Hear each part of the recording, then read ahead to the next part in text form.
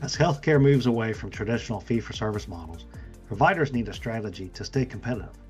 That's where Strategic Healthcare Partners comes in. We offer expert consulting and ongoing management oversight for providers looking to form an accountable care organization.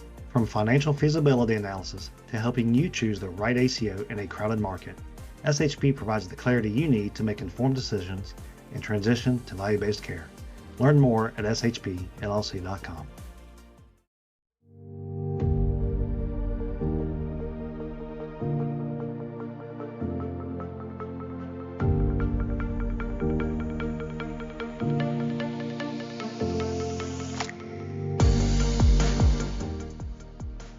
Today we are joined by Matt Defore and Randal Humphries, cybersecurity experts from Seimitsu, a Savannah, Georgia-based IT solutions company. As our reliance on technology in healthcare grows, so does the threat of cyber criminals. In this podcast, we sit down with Matt and Randal, where they discuss some of the biggest digital threats facing healthcare organizations today, and what simple steps can be taken to solidify your company's defenses. Join us for this week's Beyond the Stethoscope, follow a conversation with SHP as we dive into the world of cyber warfare. Today we're sitting down with Matt Defore and Randal Humphries from Seimitsu, a Savannah-based provider of fiber internet, end-to-end IT support, and cybersecurity solutions. Welcome to the podcast, gentlemen. Hey, thanks for having us. Thanks, sir. Today we're going to be discussing the ever-present growing cyber threats that are facing healthcare organizations. So we're bringing in some experts. Full disclosure, Seimitsu does provide our company, Strategic Healthcare Partners, with our IT support as well. So we have a really good business relationship with them. Been very impressed with the service they've provided for us. So we wanted to bring them in to discuss a little bit about themselves, but of course, these growing cyber threats. So before we get into the meat and the potatoes of this, gentlemen, I guess introduce yourselves and briefly discuss how you got into IT. So Matt, we'll start with you. Yeah, absolutely. My name's Matt Defore. I've been at Seimitsu for going on 5 years now. I've been in the IT industry for 22 years now, with a focus on network administration, network engineering, and more recently, in the last several years, with a focus on healthcare IT, dealing with large clinics and small hospitals. Here at Seimitsu, like you had mentioned, we're a full service IT company. We're an internet service provider here in downtown Savannah. And most recently, we've opened up our cybersecurity division with a strong focus on cybersecurity remediation and education and all the things that go along with that. Randal? Yeah, hi, I'm Randal Humphries. I'm Director of Operations here at Seimitsu. I've been here going on 4 years. I've been in IT for about 21 years almost. The more times I say that out loud, the older I feel. I feel my bones creaking. But anyway, I've been in app development, server admin, network admin, cybersecurity, pretty much off and on that whole time. And I've been in and out of healthcare IT for about 12-ish years or so. Obviously, I mirror Matt in his efforts to provide those services and support those customers. Great. So you bring a combined almost 40 years of knowledge and experience to the table, which I think is really important for helping our audience understand everything that goes into this knowledge base. It's not coming from absolutely nowhere. So let's talk about the cyber threats. Obviously, Seimitsu started up a new cyber threat division, but specifically, let's talk about those cyber threats that are facing healthcare. I think it feels like almost a day doesn't go by without us seeing a headline or hearing about a new cyber attack on a healthcare system. Help us cut through those headlines. What are they talking about, and what are these threats? The biggest threat, really end to end, and the one you hear about the most, you'll hear this phrase all the time, ransomware, or sometimes you'll hear professionals talk about it as crypto threats or crypto viruses. But that's the big thing, and the vast majority of it is really born via email. All of you and your listeners, I'm sure, all get these random emails asking them to do things or asking them to click on a link and download this or provide some credentials to that, and that's the name of the game. And that's really the biggest threat. And a lot of these things, and most recently, we're seeing it in education, that kind of spread out into education, spill over from healthcare into education too, is you're seeing these places held hostage, essentially. Hence the name, ransomware. And to add to that, the email, the phishing emails and the spam emails, over the last couple of years, what we've seen is a shift, and they haven't gotten more complicated. They've actually gotten a lot simpler. So what you'll end up seeing now is instead of some elaborate form for a user to click on that's made to look like a legitimate site, Yeah. you'll see a business owner get a couple of sentences saying, "Hey, please update my direct deposit," or "Hey, please go check this thing out." So those things we are finding, and they're coming from legitimate email accounts, so we're finding it's more and more difficult to detect and more difficult to block. So one of our biggest focuses on cybersecurity is the educational piece, and that secondary validation on business owners and business leaders to not take action based on any email request or anything like that. Guys, this is Jason. Explain to the users like myself, kind of layman's terms. You mentioned ransomware. We've heard being held hostage in that situation. Mm-hmm. So if I'm in a healthcare setting and one of those emails comes across, which they become very slick in how they're disguised. When you say we're held hostage, what's that mean for someone like myself that's sitting in a hospital or physician practice? When you say, sure. What's that mean exactly? Well, what typically happens is when you click an email link, it takes you to some website that's designed to download a small program on your computer, and once that happens, that program will reach out to call home, quote unquote, and it will download an encryption payload. So it will basically encrypt all the files that it has access to. That includes your computer and any server that you're connected to. Mm-hmm. It will encrypt those files, making them unreadable to anyone using them, and it will ask you for a certain ransom. Hence the name ransomware. Literally a quantity of money. So, we're all familiar with the pretty famous one in Savannah that happened to St. Joe a couple years ago. It could be in the thousands of dollars or millions of dollars, depending on the organization. Yeah. So ideally, you pay the ransom and they give you a key to unlock your encrypted files. Doesn't always work because they're not obligated to give you a key to unlock anything because they already have your money. Yeah.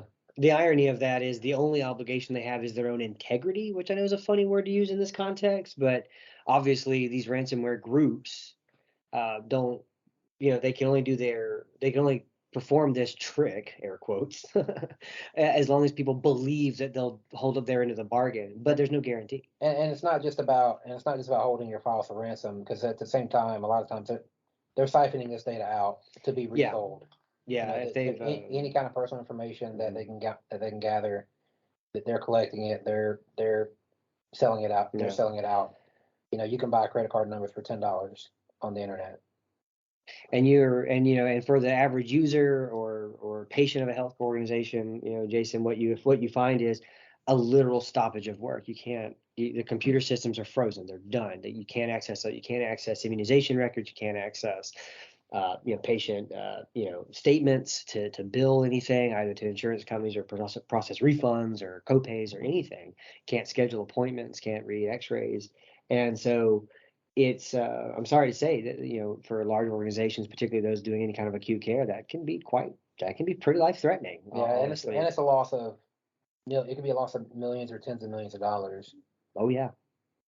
So it's pretty serious, obviously. Well, and to add to that too, and what it seems to be adding insult to injury that sometimes happens, is the OCR will step in and potentially find some of these hospitals and healthcare practices. We've seen it where they were victimized, they were ransomwared, they paid millions of dollars to decrypt their files, only to turn around and be penalized for HIPAA violations, because an encryption of a network is a HIPAA violation. I don't know if you've experienced that end of things, but that's certainly a consideration too. You'll get taken coming and going by the bad guys and by the good guys. That's kind of that's a good point, because what you find is obviously, well, you find that's technically a disclosure against HIPAA. Well, it's a data breach. Yeah. Right? So it's data loss, and obviously that has to be reported and handled appropriately. You have to notify every potential customer that stores data in your system. You have to notify your vendors with whom you have direct connection, and offer these credit monitoring services and all these things that could end up costing you more money in the long run. It's so hard not to sound fear mongering. I swear that's not. Yeah, it's not. I swear that's not the goal. But we do. But it raises the anxiety pretty quickly. But we do take it pretty seriously. Yeah. Well, so let's talk about that.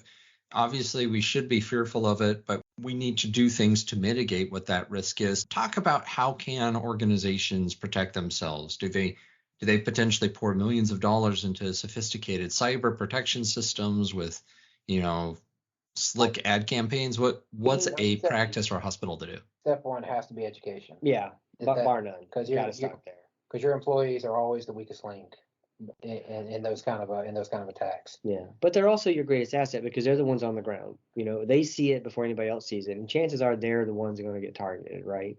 They're not going to try to compromise a firewall or those things you see on TV or movies.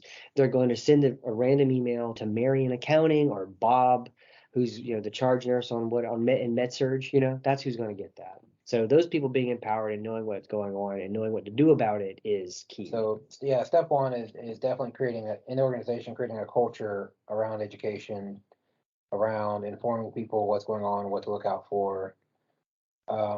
Obviously, you want the technical controls are definitely step two. You want to make sure those things are in place with your antiviruses and your advanced. I call them advanced antivirus, but it's XDR, which is antivirus on steroids, and all your firewalls and and all the policies that go with it, especially around the principle of least privilege. If people don't have access to things they don't need access to, then they can't corrupt things by their own mistake, right?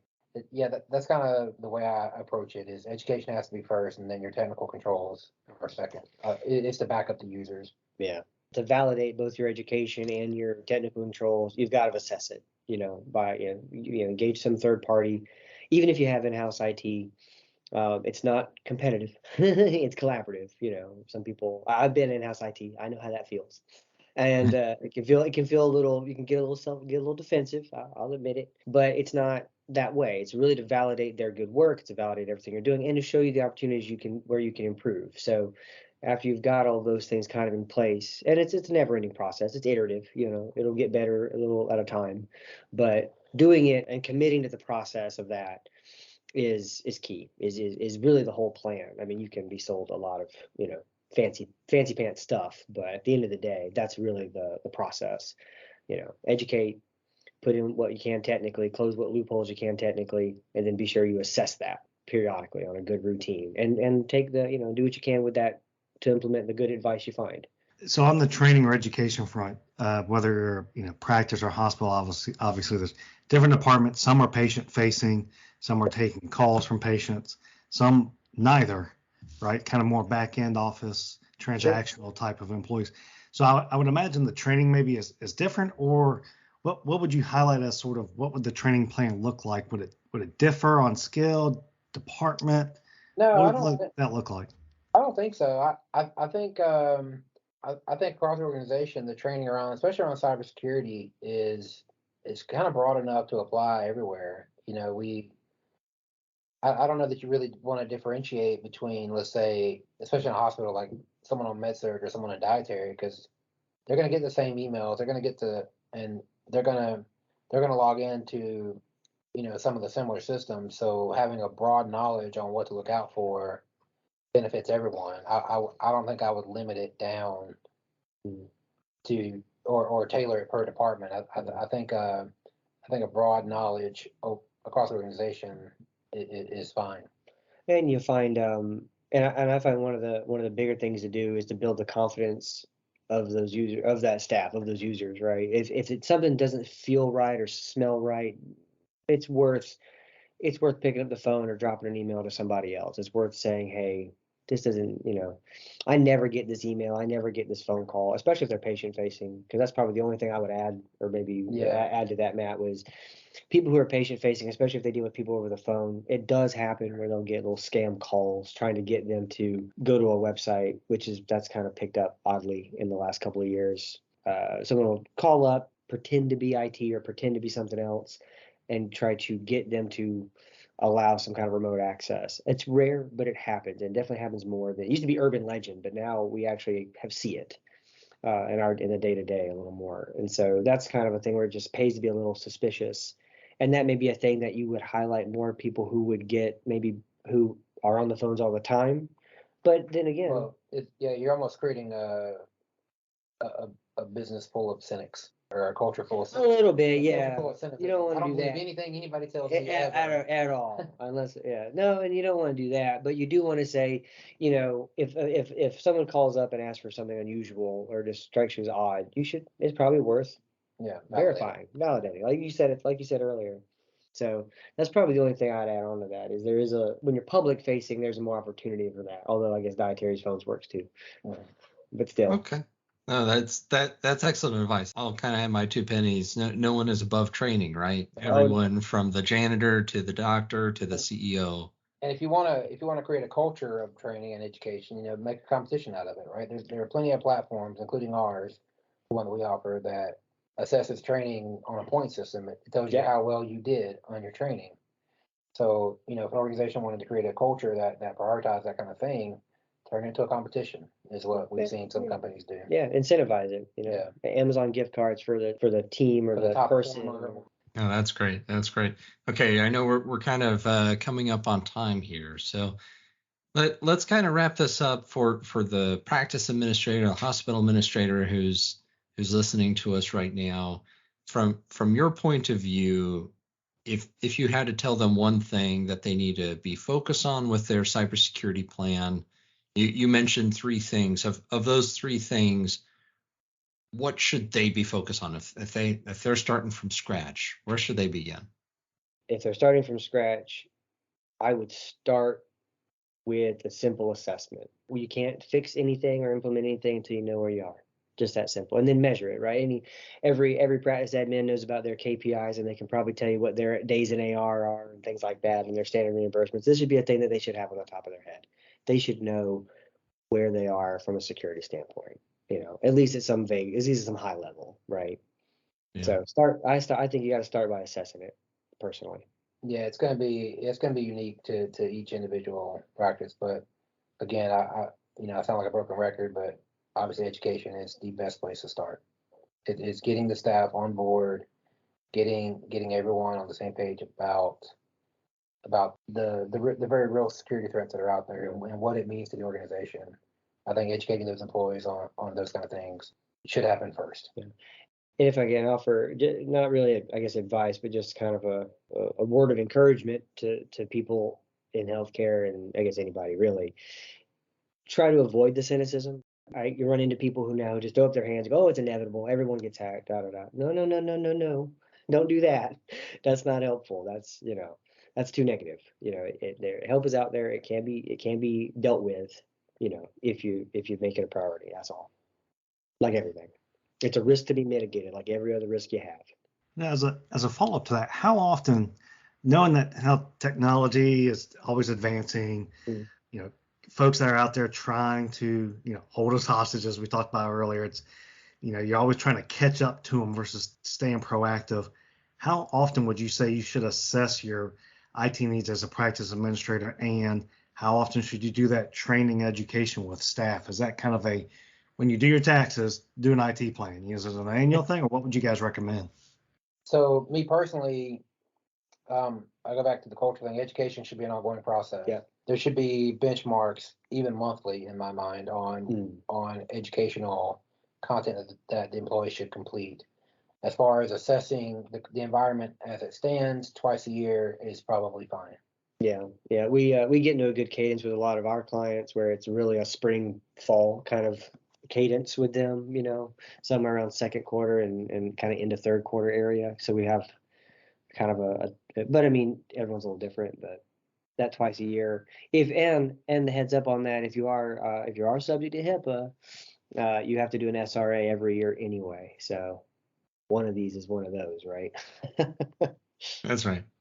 That's right. And that's actually an important point to point out there was the security risk analysis. If you are a HIPAA entity, HIPAA covered entity, you have to do an SRA every year by law. And if you participate in any of the QPP programs, you also have to do an SRA by law. So you pretty much should be doing an SRA annually anyway, and that's an excellent time to take stock on what you have, what your needs as an organization are.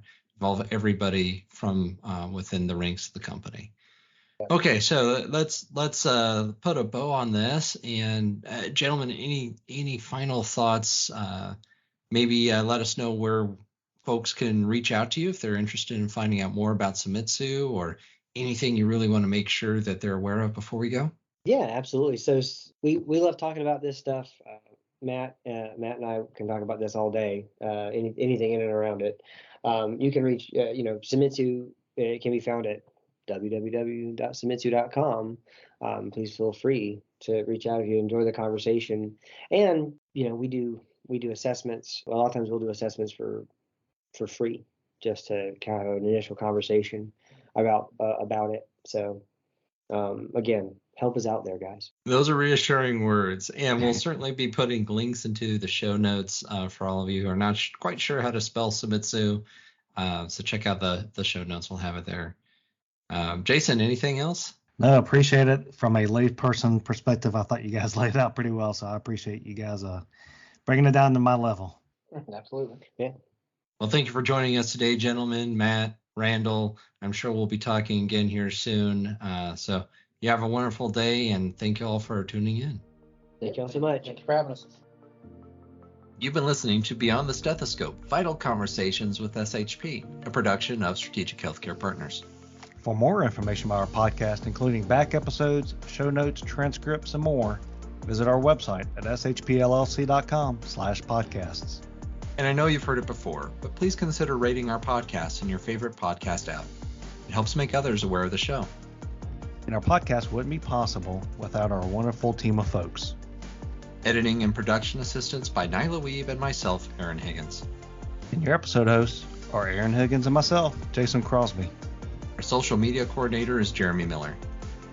Our executive producers are also our principals, Mike Scribner and John Crew. For more from SHP, consider following us on social media, including Facebook, Twitter, and LinkedIn. And as always, thank you for listening, and have a great, wonderful day.